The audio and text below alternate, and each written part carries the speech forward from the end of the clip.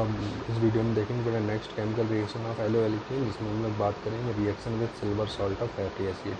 यानी अगर हम एलो एल्केन की reaction silver salt of fatty acid यानी कार्बोक्सिलिक एसिड के साथ कराते हैं तो क्या फॉर्म होता है, चलिए देखते हैं।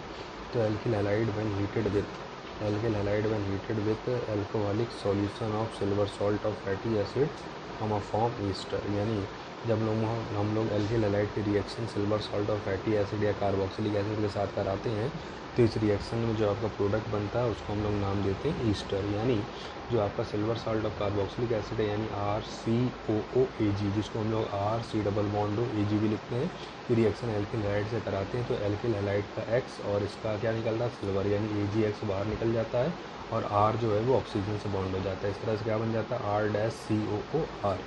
और RCOOR फॉर्म के जो कंपाउंड होते हैं उन्हें हम लोग क्या नाम देते हैं, ईस्टर। तो इस तरह से हम ईस्टर का फॉर्मेशन कर सकते हैं। और साथ ही क्या निकल जाता है बेटा, AgX।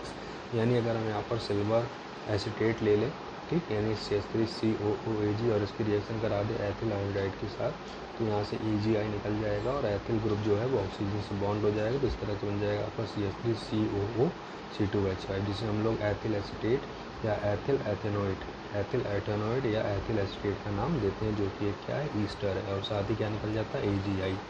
ठीक है, तो अब हम बढ़ते हैं बेटा अपने नेक्स्ट रिएक्शन की तरफ, जिसमें हम लोग रिडक्शन कराएंगे किसका, एल्किल हैलाइड का। और रिडक्शन जो होता है वो उसके लिए हम लोग रिड्यूसिंग एजेंट का यूज़ करते हैं और रिड्यूसिंग एजेंट के अकॉर्डिंग ही यहाँ पर प्रोडक्ट का फॉर्मेशन होता है। तो इसमें बताते हैं halo alkane when reduced to alkane by various reducing agent. तो हेलो एल्केन जो है जब उसका रिडक्शन कराते हैं तो जो एल्केन का फॉर्मेशन करता है और इस फॉर्मेशन में हम लोग बहुत सारे रिड्यूसिंग एजेंट का यूज़ कर सकते हैं, जैसे कि Zn-CH3COOH, Zn-HCl, Zn-C2H5OH, LiAlH4 यानी लिथियम एल्यूमिनियम हाइड्राइड, NaBH4 यानी सोडियम बोरोहाइड्राइड, हाइड्रोजन-Ni, हाइड्रोजन-Pt एक्सेट्रा।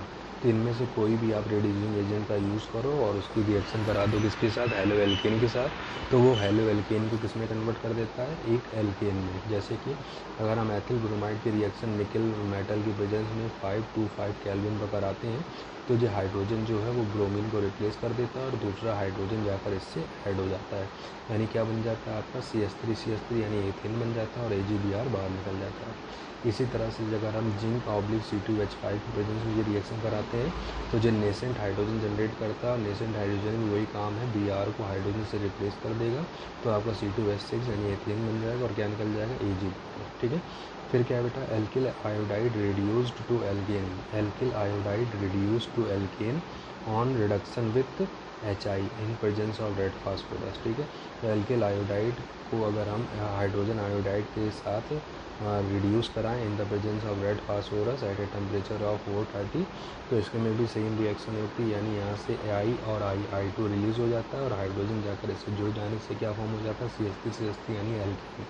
तो रेड फास्फोरस की प्रेजेंस में हम लोग हाइड्रोजन आयोडाइड के साथ रिएक्शन करा सकते हैं एल्किल आयोडाइड की, जिसमें आपका एल्केन ही बनता है।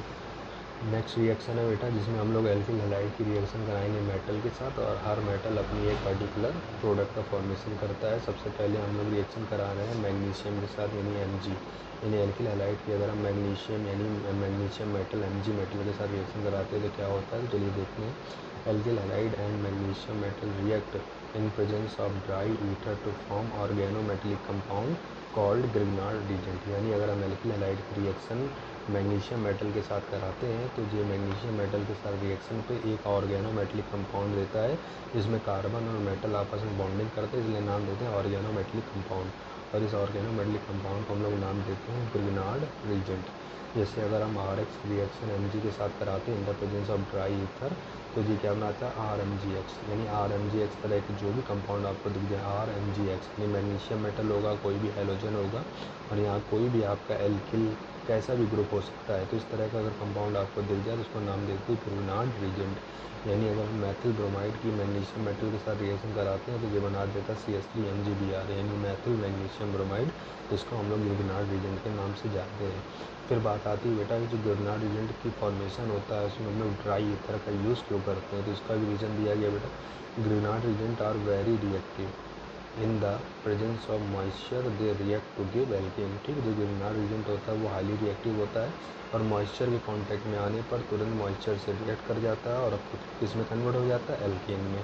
ठीक, इसीलिए जो रिएक्शन होती है वो ड्राई ईथर की प्रेजेंस में कराई जाती है, जिससे वो मॉइस्चर के कॉन्टेक्ट में आ ना पाए। जैसे कि अगर आप ग्रिग्नार्ड एजेंट की रिएक्शन मॉइस्चर के कॉन्टैक्ट में आ जाएगा, यानी H2O कॉन्टैक्ट में आएगा, तो इसका H+ और इसका R- यानी RH निकल जाएगा और साथ में आपका MgXOH बन जाएगा और RH यानी एक एल्केन का फॉर्मेशन कर देता है। ठीक है, कब, जब हम लोग इसकी मॉइस्चर के साथ रिएक्शन कराते हैं, यानी मॉइस्चर की जब प्रेजेंस हो जाती है। इसलिए ग्रिग्नार्ड एजेंट की जब भी रिएक्शन होती है तो ड्राई ईथर की प्रेजेंस होती है, क्योंकि जो ग्रिग्नार्ड एजेंट आपका हाईली रिएक्टिव होता है। फिर नेक्स्ट है बेटा लिथियम मेटल के साथ। तो अगर लिथियम मेटल के साथ रिएक्शन कराते हैं तो क्या होता है, तो alkyl halide react with lithium in dry ether to form alkyl lithium.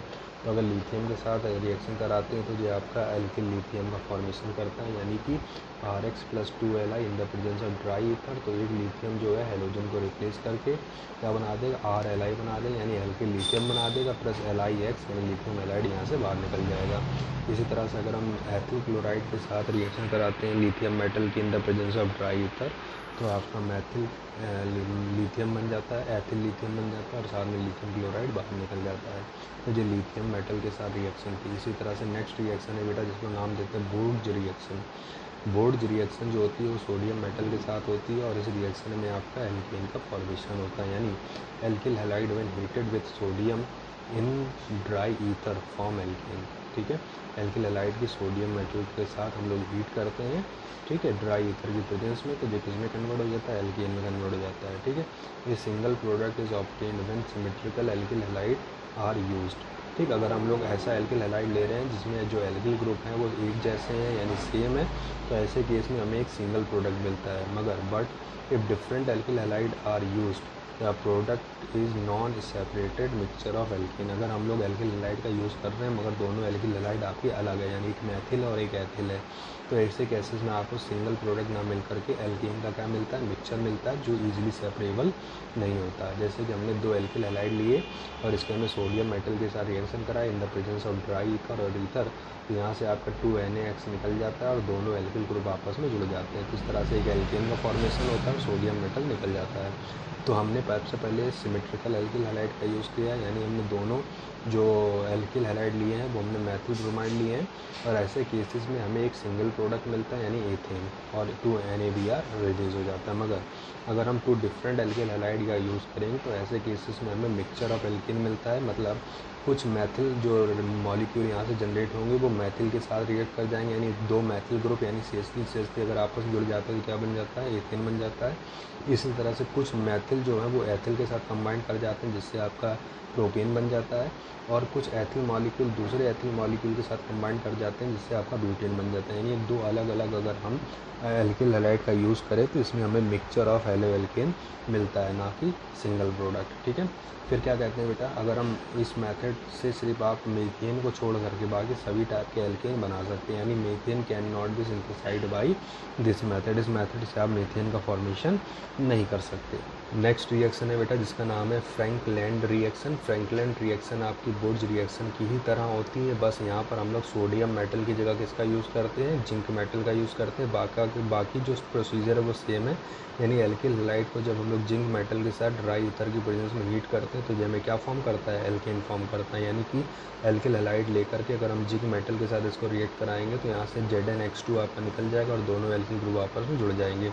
अगर हम same type of alkyl halide का यूज़ करते हैं तो हमें सिंगल प्रोडक्ट मिलता है, अगर हम 2 डिफरेंट एल्किल हैलाइड का यूज़ करते हैं तो हमें मिक्सचर ऑफ एल्किन मिलता है।